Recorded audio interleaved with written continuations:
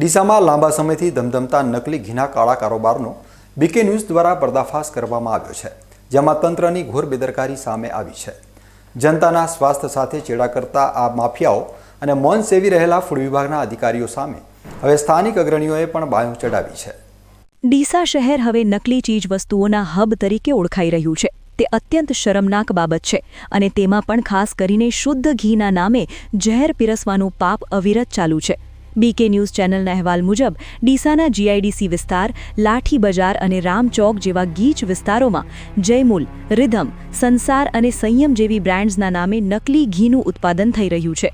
આ ઉપરાંત પરિવાર, જયવર્ધન અને હાસ્ય જેવી બ્રાન્ડ્સ પણ લોકોના રસોડા સુધી ધીમું ઝેર પહોંચાડી રહી છે, જે અત્યંત ગંભીર અને ચિંતાજનક વિષય છે। નવાઈની વાત તો એ છે કે આ તત્વો માત્ર પોતાની બ્રાન્ડ જ નહીં, પરંતુ બજારમાં મળતી અન્ય નામી કંપનીઓના ડુપ્લિકેટ લેબલ લગાવીને પણ છેતરપિંડી કરી રહ્યા છે। સામાન્ય માણસ પોતાના પરિવારના સારા સ્વાસ્થ્ય માટે પેટે પાટા બાંધીને મોંઘા ભાવનું ઘી ખરીદે છે, પરંતુ તેમને ખબર નથી કે તેઓ શુદ્ધ ઘી નહીં પણ મોતનો સામાન ઘરે લાવી રહ્યા છે। આ નકલી ઘીના કારણે લોકોના સ્વાસ્થ્ય પર જોખમ ઊભું થયું છે, છતાં ફૂડ વિભાગના અધિકારીઓના પેટનું પાણી હાલતું નથી। સરકાર પાસેથી લાખો રૂપિયાનો પગાર લેતા આ અધિકારીઓ જાણે આ નકલી ઘી બનાવતા તત્વોના ખિસ્સામાં હોય તેવું ચિત્ર ઉપસી રહ્યું છે। ખાસ કરીને બનાસકાંઠા જિલ્લા ફૂડ વિભાગના અધિકારી તેજસ પટેલની ભૂમિકા અહીં સૌથી વધુ શંકાના દાયરામાં જોવા મળી રહી છે।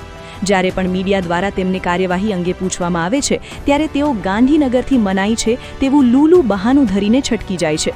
શું ગાંધીનગરથી અધિકારીઓને ભ્રષ્ટાચાર છુપાવવાની સૂચના આપવામાં આવે છે? તેવો સવાલ જનતા પૂછી રહી છે। ડીસા જીઆઈડીસીમાં અધિકારીઓ આવે તો છે, પણ બંધ બારણે સેટલમેન્ટ કરીને ચૂપચાપ નીકળી જાય છે અને તેની કોઈ વિગતો જાહેર કરવામાં આવતી નથી। માહિતી વિભાગને જે અહેવાલ સોંપાય છે તે પણ એડિટ કરેલો અને અધૂરી વિગતોવાળો હોય છે, જે સ્પષ્ટ કરે છે કે દાળમાં કંઈક કાળું છે।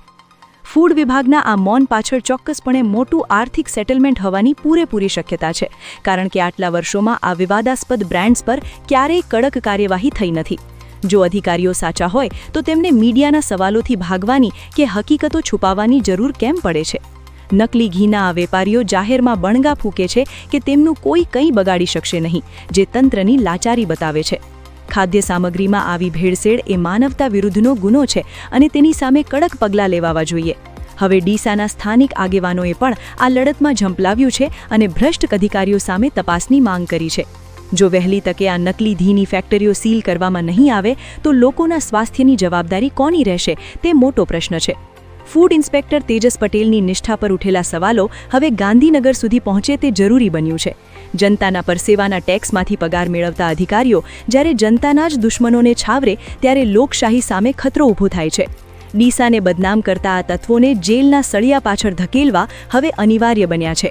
સાહેબ, જે ડીસામાં નકલી ઘી વેચાય છે, શું કહેશો તમે? આવું ઘી વેચાવવું જોઈએ અને આવા તત્વો સામે શું કાર્યવાહી કરવી જોઈએ? આવા તત્વો સામે પૂરેપૂરી કાર્યવાહી કરવી જોઈએ। નકલી ઘી હોય કે નકલી તેલ હોય કે કોઈ પણ અન્ય ચીજ વસ્તુ શહેરમાં નકલી વેચાતી હોય તો ખરેખર એ ખોટું છે અને એમની પાછળ પૂરેપૂરા પગલાં લેવા પડે અને એમને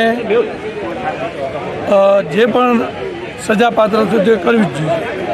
ડીસામાં ચાલતા આ નકલી ઘીના કૌભાંડમાં ફૂડ વિભાગની રહસ્યમય મૌનતા અને તેજસ પટેલની શંકાસ્પદ ભૂમિકાએ અનેક તર્ક વિતર્ક સર્જ્યા છે। હવે જોવાનું એ રહે છે કે ઉચ્ચ કક્ષાએથી આ મામલે કોઈ તપાસના આદેશ અપાય છે કે પછી જનતાના સ્વાસ્થ્યનો આ તમાશો આમ જ ચાલુ રહેશે।